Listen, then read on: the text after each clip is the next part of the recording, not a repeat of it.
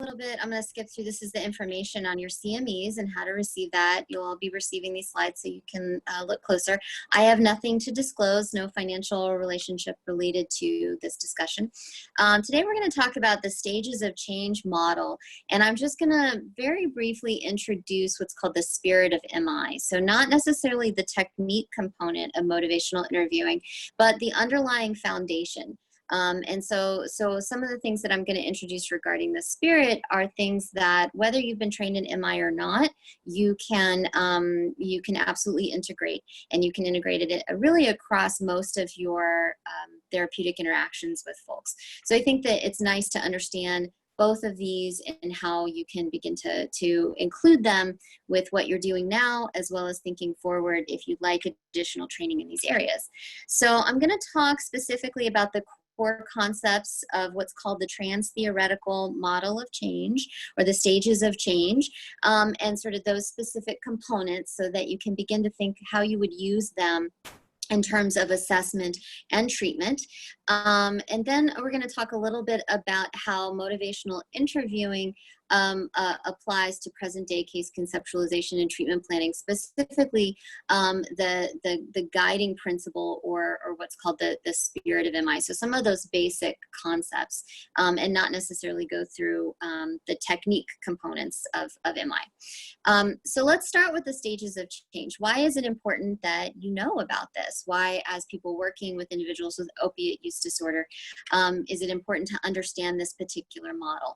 Well, one point is that it is an evidence-based model. So we know that the things that we're doing ideally should be informed by data. So there should be evidence that tells us that this particular model is effective with this particular population. And there's sufficient evidence that says that the stages of change model is extremely helpful at matching a person with where they're at. So identifying where are they currently, and then matching them to treatment based on that. So what do they need to benefit most? Because if we approach every patient with a one-size-fits-all, we're likely going to make a mismatch. And unfortunately, those mismatches will result in people not moving forward in treatment, getting treatment that's not appropriate to where they're at, and then they're likely to leave treatment, which is not the outcome that we want. Retention in treatment for opiate use disorder is extremely important. And so making sure that we are using an evidence-based model to assess where the person's at and match them accordingly is best practice. It also needs to be said, we mix these things kind of in the general substance abuse community, treatment community, sorry. Oh, I'm sorry, I don't know what that is. That's okay, turn that off, sorry, it was a alert. So the stages of change model is not part of motivational interviewing, but they can be used together. So they marry together very well, and oftentimes that's why we see the stages of change in MI kind of talked about in lectures like these, that they really can be used, the stages of change, to assess patients to where they are, and then make an informed decision in regards to when and how to use an intervention like motivational interviewing.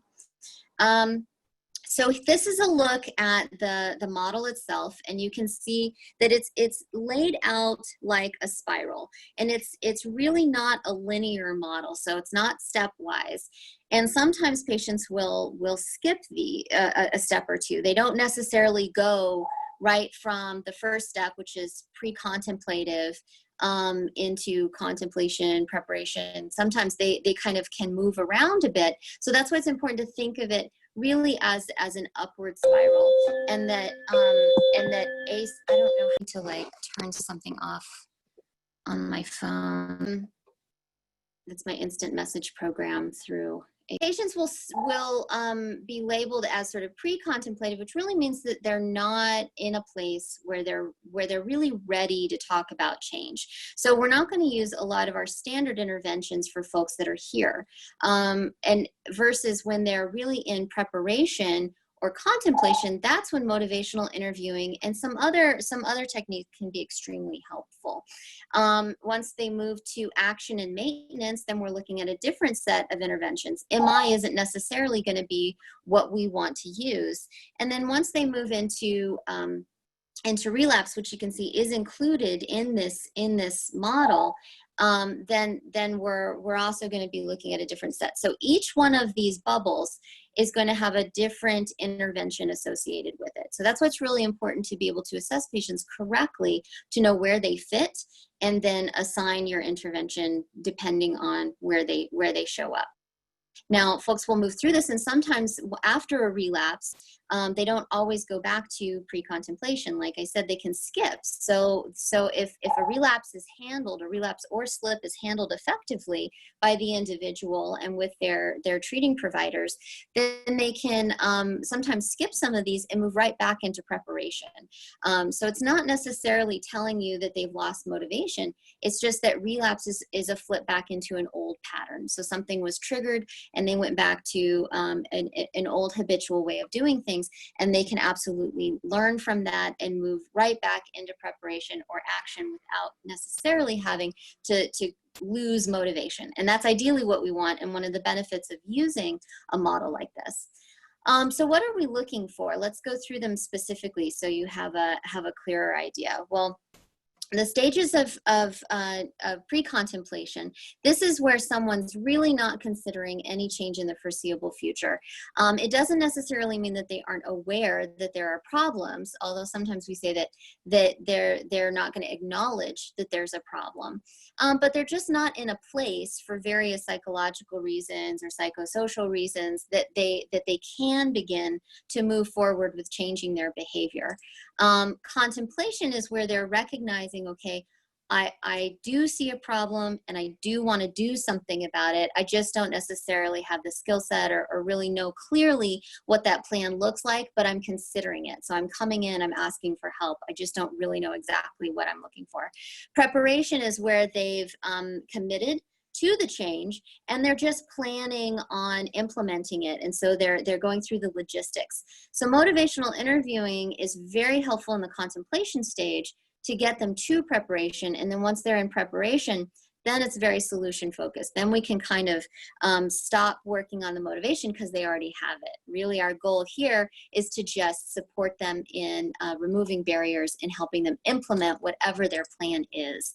Action is where they implement it. So that's when meaningful change is happening in that moment or in the recent past. So they've implemented it and they're sort of testing what that looks like.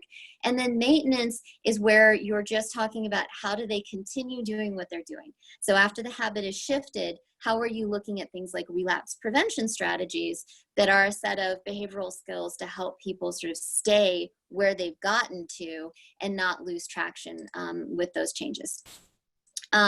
So here's some links for intervention strategies directly related to each stage. So in pre-contemplation, again, we're not going to be using motivational interviewing. And I'm going to talk about in a minute with MI that one of the important factors that you have to have in order to use MI is ambivalence. So if somebody isn't kind of on the fence, they're pretty clear, I don't want to change, you're not going to use MI. It's not going to be effective. It's going to be just a waste of everybody's time. What you can do, however, when folks are pre-contemplative is to really focus on alliance building. You can use certain techniques like a decisional balance, which is sort of a pros cons list. It's a specific way of setting up a pros cons list to say, these are the different choices that you have. So let's look at changing versus not changing in your use behavior or whatever it is that we're looking at. But you're not really going to be very effective if you use MI here unless someone's starting to leave pre-contemplation and move into contemplation. So here you're just focusing on building the relationship, increasing trust, showing that you're consistent support in their life, building that alliance, and then helping them to start to weigh, okay, what am I getting out of what I'm currently doing? What am I actually losing? What are the consequences of what I'm currently doing? So moving a little bit, but we're not going to push too hard when folks are in pre-contemplation. I think this is important to note because in our field and in the SUD treatment community, sometimes we get a little into the mindset that, you know, if folks aren't ready, then we can't do anything. If they're not ready to change, if they don't want it, if they're not motivated, then our hands are tied. And I don't think that's true at all. We can really lay the groundwork and help folks move in the right direction, even when they're very solidly in a pre-contemplative stage. That you're giving them an invitation, and you're leaving that door open so that when they do turn the corner, when some of that ambivalence does show up, you can act on it immediately. So you don't want to close that door, even though they might not be at a place where they're ready. Contemplation is where we are absolutely going to use our MI skills. This is where folks they're walking on that fence. One part of them wants to change, and one part of them is really scared or lacks a lot of confidence in their ability to do it, or maybe just doesn't know what it would be like to make that change. And so that's when MI is our heavy hitter and our most recommended intervention. Once we move into preparation or planning, you can lay off of MI because they've made the decision. So really what we're doing here is helping to process what the barriers could be, set people up to be successful, doing SMART goals and that kind of planning. And then action is where you can start to shift into relapse prevention. So once somebody's in action, they're implementing their change strategies that they've gone over, then it's just about building that self-efficacy and helping maintain those gains for as long as possible. So action is when we can shift into our good CBT skills, like relapse prevention strategies. And then the same thing with maintenance. This is where, again, we're just saying, okay, you've achieved it, you've done it. So now how do you maintain it? How do you manage big time triggers or a major breakup or something really terrible happens in your life, and you're going to really want to go back to that old way of coping? Let's dig into some skills that you can start to practice and think about, so you have those in your back pocket when that stuff happens. So our goals with pre-contemplation is to help people get ready, because they may not be recognizing the problem, or they haven't really thought it through, or they're just really terrified of it, or they've been kind of like strong-armed into treatment. They don't really want to be there. So our goals are just to start to bring awareness to the problem gently, with compassion and understanding, without judgment, right? Not browbeating them. They're already living with the consequences. So we don't really need to hit them hard with that. We just want to kind of highlight it and help them to think about what is the change process. So our goal is, as helping providers, is to listen, to reflect content, reflect any emotion that we might hear around these conversations, to talk about past experiences of success. When have you tried to do something different that was outside your comfort zone? What went well? What didn't go so well? What are your current strengths that we can build on? What are your current attitudes around this? What would it mean if you were to move in that direction? And then always maintain a lot of caring, empathy, honesty, and acceptance, because we know that folks with substance use disorder come in the door with a tremendous amount of shame and stigma. And if they have a lot of internalized stigma about their use, about their condition, then they are likely to be pretty resistant. But that resistance is just about protecting their self, protecting how their ego, for lack of a better word. And so we want to help them in that protection process and really create a very accepting, non-judgmental environment in which to have these conversations, so that we're not tied to whether they change or not. We're just opening the door and saying, hey, if you want to walk through it, I'll walk through it with you. Once somebody gets to contemplation, this is when they're actually thinking about it. And so our goals are to keep them talking about change, to reinforce and always be reflecting any change talk that we hear. And that's what MI is really about. It's a good way of communicating with people to boost their awareness of change options, to increase the perceived benefit of change, to help them to sort of really see the discrepancy between no change and change, to explore how it's in alignment with their values and goals, and how not changing isn't in alignment with their values and goals, to help reflect what their actual intention is. Their intention might not be to be sober, but their intention might be to be a better mother or to go back to school, right? So we want to be reflecting those things and giving regular feedback about it, and addressing any discord that that might be showing up. We do not want to argue. That's the thing that I think MI is really helpful with, is giving us a way of talking to patients without arguing. That what we're really doing is helping to affirm and give them a real clear sense that, hey, this is what they want. This is how it's in line with their goals and their values as a person, and that they're not necessarily acting in alignment with those things right now. So one quick technique that you can use in the contemplation phase is to and this can take some practice, instead of saying yes but, which is an arguing statement, so they give you some statements, well, I just can't stop right now, it's too hard, rather than saying yes but and then highlighting, well, some strengths that they've talked about in this past session. You want to switch it to yes and. Yes, you're telling me, I'm hearing you, you're telling me that you're just not in a place where you're ready, and look at all these strengths that you have. So when you are ready, isn't that awesome that you'll have that? It's a very different way of having a conversation with someone, and it's a small shift. It's really helpful for folks that are in the contemplation stage, because at the end of the day, what we're trying to do here is really support their confidence and their ability to move forward. So being very optimistic, very affirming, reiterating their commitment, even if it's just to show up and have that conversation with you, that's still a commitment to a positive change behavior, that they do have the ability to make sound decisions, even while they're still using, and that they have absolute autonomy in those decisions. Once somebody gets to action, our goals here are to really just encourage progress, reduce any barriers that could get in the way, and make sure that they're not going into excessive change, because sometimes people get really excited and they want to bite off a huge goal, and they're setting themselves up for failure and a lot of demoralization. So as the helping provider, we want to be able to say, okay, let's slow down, let's break this into SMART goals, let's make sure that it's measurable, that you can achieve it within a timely manner, and that it's almost more like bite-sized pieces, instead of taking off, by eating the whole elephant. You have to take one bite at a time. So we want to help people frame that in a way that they're having successive experiences, so progressive experiences of success, rather than aiming for one big final accomplishment. And that's where I think it's important to start having conversations with your folks during the action phase about relapse. That once people start experimenting with sobriety, or experimenting with decreasing their use, or other behaviors around their use, it is likely that they will have slips, or they will return to old patterns of behavior.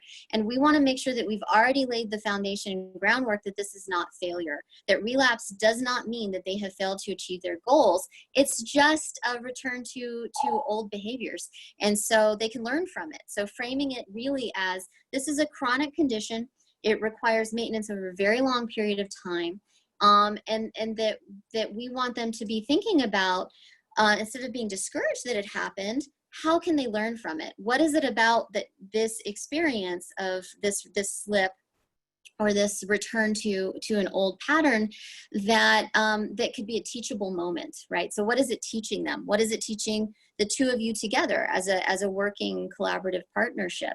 Were there warning signs that were missed? Or are there warning signs that we can look back on and we can say, oh, next time those show up, we need to have a plan in place for them, because those are probably going to lead to a slip.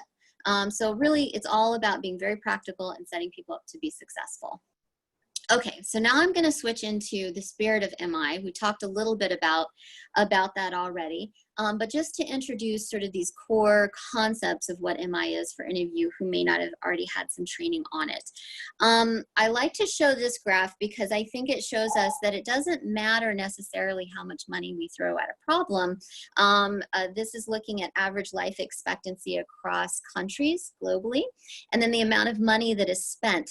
And you can see that as a country, we spend a tremendous amount of effort and resources into keeping people healthy and having them live longer.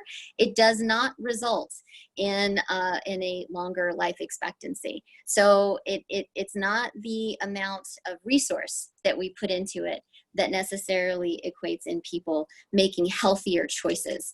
So when we think about that, and I think this is interesting too, we've known this for a very long time as a species, even going all the way back to 1660, that people are generally better persuaded by the reasons which they have themselves discovered than by those which have come to the mind of others. So what does that mean? That means that when someone tells us to do it, we're not usually very persuaded, versus when we are ourselves come to the conclusion this is something we should do, we're much more likely to follow through on it and to be successful with it. So when it comes to our mind, then we're likely to take it into account. And I think that's really an important core message that MI is about, is a technique for having a conversation to help people come up with their own solution and their own reasons for doing it. So it really is something different. It's not your status quo way of communicating with people. So it's just a technique for talking about change. It's very collaborative and very person-centered. It's not argumentative. It really is about guiding and eliciting their motivations, which they themselves already have. You're not there to provide those motivations. They have them. You're just there to elicit them. And talk about the ways that they can benefit. And especially if there's reluctance or ambivalence, this is great. Those aren't things that we want to shy away from. We want to be able to say, hey, that's awesome that you have that. So why is it a different approach? Well, first of all, it's very collaborative. It's using their own words and their own motivations. So it's kind of bringing that out. It's very person-centered. It is not a collection of techniques. It is a way of being with patients. And so I think MI takes a lot of training and practice, because it really is shifting us out of the normal way that we do business. It's working with them rather than at them. And it's used to encourage healthy behavior right now in the present moment. What can you do today? So let's not wait for change. Let's talk about what could happen right now. And it could be applied to anything, not just substance use behavior. Any kind of change process you can use the spirit of MI for. So it's about helping to reduce risky behaviors, promote healthy behaviors, talk about self-management, even with using, right? So decreasing use rather than going just for abstinence, right? So kind of a step-down approach. And it's very effective for treatment follow-through. I'm not going to go over this. There's tons of research that supports it. Feel free to look at any of the references that I'm going to provide if you're interested in the research, but it's a very effective way of talking to people who are in the contemplation stage of change. So if you think about it as people walking the path and they have two choices. They could go to no change or they could change. That's ambivalence. And that's a really important factor that needs to be on the table to use MI. So that's why I said it's really not that helpful when working with people who are pre-contemplative. There's no ambivalence. They don't want to change at all. Then there aren't two choices. So we have to wait until there's at least part of them that is saying, actually, my life would be better if I could stop doing this. I don't know how. I don't really know if I want to. I'm really scared about it. But at least part of them is considering it. Then that's when we can use these techniques. So ambivalence really just means thinking two ways or feeling two ways about it. It is not a lack of motivation. Most folks that experience any kind of consequences as a result of their behavior don't lack motivation. There is part of them that would like to stop that behavior. So those sides are already within them, and our job is just to bring them out, is just to try to elicit that stuff. It is also a normal part of the change process. Absolutely everybody that contemplates changing anything about their life is going to have a little bit of ambivalence at some point in that process, because it's just about going from one habit to a new habit. What we need to work on is not getting caught in the communication trap. So that means we're going to argue the side of change, because what's going to happen instinctually, automatically, for anyone in that conversation, they're going to oppose us. They are going to defend the status quo, that they're going to defend not changing. And that's what we want to avoid. This is called the writing reflex, and as helping professionals, we are very much inclined to do this. We want people to get better. We can see the problems. We want them to have an improved life and be healthier because we care. But the problem is when we start arguing for the change, when we start saying, this is why you need to do it, and this is how it's going to be helpful, and this is how it's going to benefit you, they're going to start arguing the opposite, whether it's in their best interest or not. So we really want to avoid the righting reflex with patients that are in a contemplation stage of change.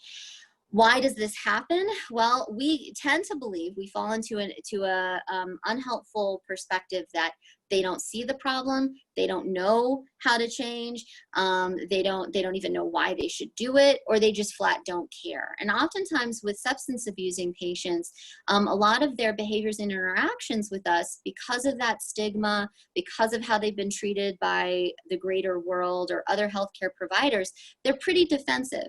They might come with a lot of really unhelpful attitudes or behaviors around changing their behavior, around working with healthcare providers that cause us to believe some of these things. But typically this isn't the full fact, right? That when we're focused on giving them insight, giving them knowledge, and giving them skills, and they're in that contemplation stage, they're not in action. They're not ready for the insight, knowledge, and skills. Then it's a mismatch, right? So we have to be very careful when someone's kind of walking that line and they're not totally sure, that we don't deviate into the righting reflex, because it's going to bump right up against that ambivalence. And what happens? Unfortunately, it becomes a tug of war. And what usually happens is the patient might either make a brief change just to kind of appease us. We have good rapport. They like us. They want to be a good patient, but it typically doesn't stick because they weren't doing it for them. They might listen politely and go, oh yeah, I'm totally going to do it. I'm on board, but then they don't actually follow through. That's a big sign that we were probably caught in that righting reflex. They might protest, they might argue, they might very flat out tell us that we're wrong because we're now in this tug of war. But at the end of the day, nobody benefits, and we tend to blame the patient. We tend to say they're not ready, they're not motivated, we just need to wait and see if things get worse or if they'll change. But that's really not the truth. The truth is maybe they had some ambivalence, and the conversation that we had with them kind of shifted them back into the status quo. So one thing to remember, and this is part of the spirit, is the rule. So that's resist the righting reflex, really work to understand your patient's motivations. What are their values and goals? Why are they doing this? And that's the conversation you should be having, and really work to listen and empower them, right? So oftentimes when people aren't changing, it isn't because they lack motivation, it's because they lack confidence. They don't feel that they're going to be able to do it or that they're going to be effective at doing it. And so we can have an influence on that. We can help to elicit what their strengths are, how they've been successful in the past, what they could use now that they haven't tried before. But we can only do that if we really understand what's important to them and we've listened sufficiently to be able to pull that stuff out. So when we're talking about MI, there's a couple different levels to it. Spirit is the foundation. So that's like all the things that we've just covered. We need to be using that in all of our interactions when we're using MI. Then there are specific principles, processes, and skills and techniques that follow. And so you would need additional training in MI to kind of get some of this other stuff, get up to the technique stuff. But the spirit, because it's the foundation, this is something that we can understand and we can apply to almost all of our interactions, because what it's focused on is acceptance, collaboration, and evocation. And I'm going to go through what those are, and then we'll wrap up. So acceptance, what does that mean? That means that everyone that crosses our threshold and that we are sitting in front of, we are giving them absolute worth. So we are using positive regard in the absence of judgment, regardless of what's coming across. That doesn't mean we allow them to be abusive or doing things in the clinic that are dangerous, of course not. But in the absence of that, it's about really showing respect, trust, and absence of judgment in all of our interactions with people. Because this amazing thing happens when we accept people for exactly who they are and they're free from that judgment, then they tend to just change towards healthy behaviors naturally. That without all that shame and stigma, without all of those defenses there, then they are likely to want to do what's in their best interest. That as a default, human beings want to be better. They want to be healthier. They don't want to be sick and doing things that are unhealthy for them or their family. So if we can just be truly accepting, this is where you're at, and I'm here with you with where you're at, that goes a really long way. So that's acceptance, absolute worth.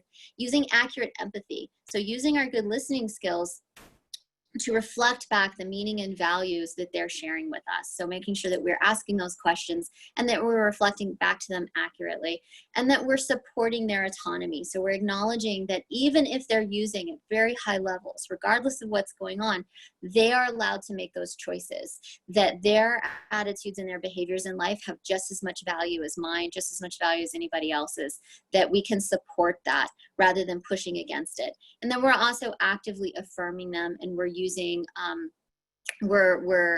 using our good listening skills to communicate our appreciation and our understanding of their skills and their strengths and their efforts. So even just showing up for that appointment, that's something that we can affirm right that second.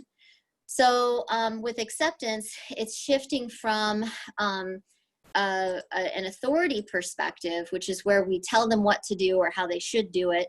We assume that they need to be told or instructed, to focusing on supporting their autonomy. So recognizing that they have rights, that they have capacity, that they can facilitate an informed choice, and that we're going to honor them regardless of their use, right? So this is where it gets into, we don't want to be discharging patients because of use.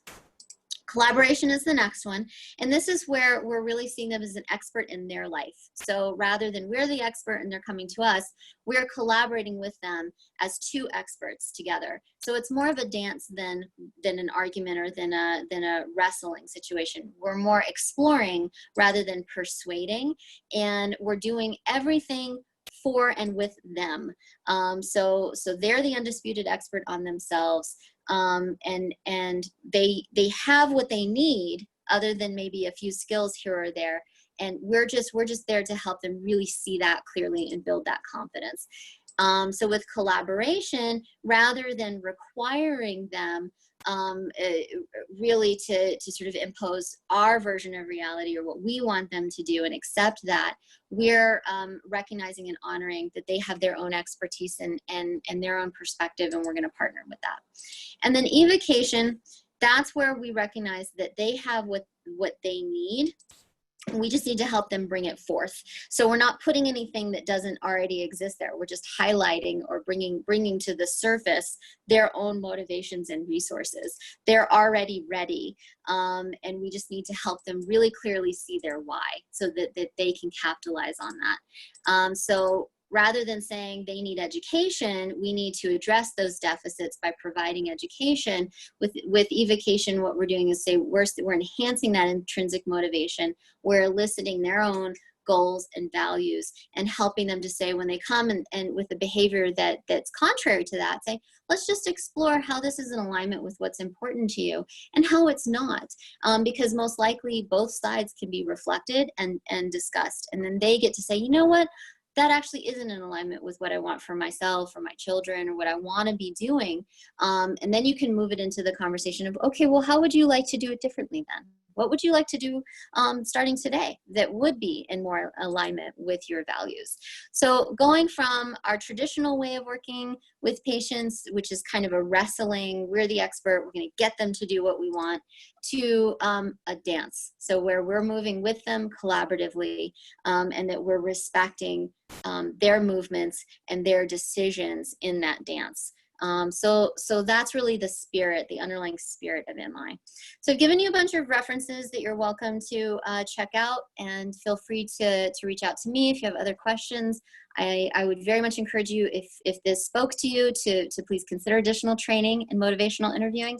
It is unfortunately a model of intervention that we tend to lose pretty easily, because our default way of being humans is the righting reflex. And so with motivational interviewing, we need a lot of ongoing consultation and work to really shift what our standard way of interacting is. So that's all I got. I don't know if people have other